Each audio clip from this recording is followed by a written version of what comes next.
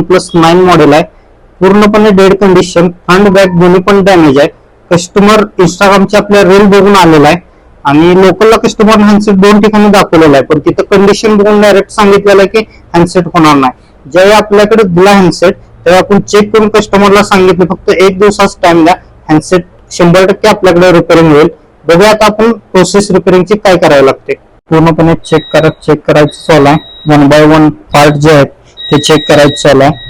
ते पण प्रॉपरली जे आपला डायग्राम असतो OnePlus 9 चा जो डायग्राम आहे फ्रंट बॅकचा, तो मेन बोर्डचा डायग्राम चेक करून लाईन आउट चेक करायचं चालू आहे.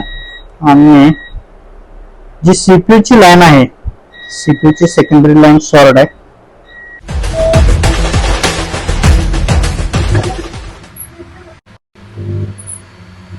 बघू शकता मित्रांनो, OnePlus लोगो जो आहे तो आलेला आहे. हँडसेट ऑन झालेला आहे. बघू शकता सक्सेसफुल रित्या ऑन झालेला आहे हँडसेट.